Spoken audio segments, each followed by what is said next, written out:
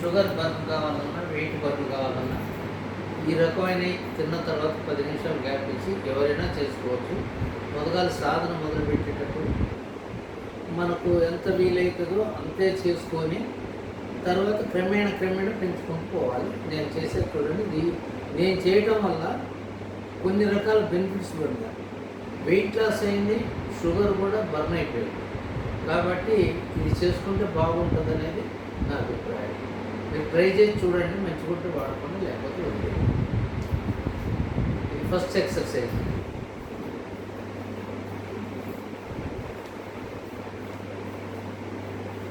ఇలా మీరు 10తో స్టార్ట్ చేయండి, 50 వరకు చేయగలిగినట్టు చేయండి.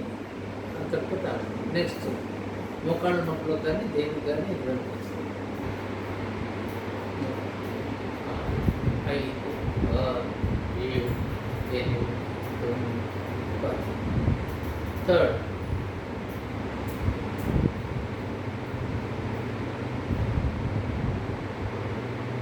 ఈ 10. నెక్స్ట్ ఈ కాలిటు తిప్పగలిగినంత స్పీడే తిరగకుండా మీకు అయితే ఏదో తీసుకోండి. ఈ కాలిటు ఆ కాలిటు చేయండి. నెక్స్ట్ దీన్ని టచ్ చేయండి. గోడల కానించి బాడీ మొత్తం కూడా షేప్ అవుతుంది. నెక్స్ట్ కాదా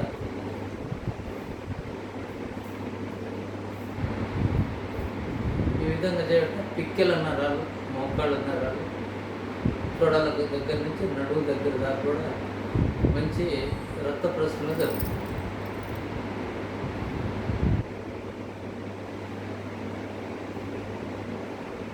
తర్వాత మళ్ళీ చిరుము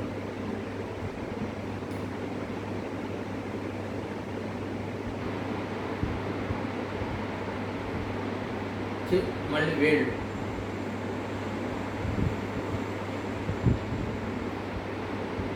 కాని వేళ్ళు షుగర్ పేషెంట్స్కి చాలా ఇంపార్టెంట్. రక్త ప్రసరణ, తిమ్మిర్లు, మంటలు అనేది దీని ద్వారా కలుగుతుంది.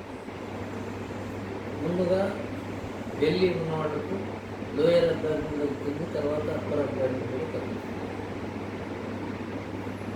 దీంట్లో ఇంకేంటంటే ఆకలి కూడా కొంచెం పెరుగుతుంది. దొరుకుతున్నా ఆకలి ఎక్కువ తిన్నా కూడా ఉల్లిపాయ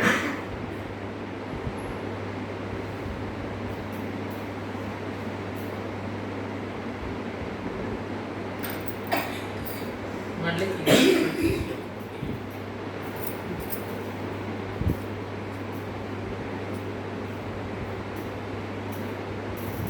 ఇంకోటి ఇంపార్టెంట్, ఇలా పట్టుకోండి.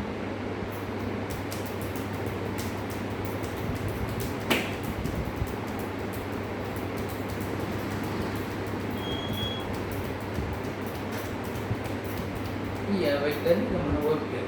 నెక్స్ట్ అది కాదు,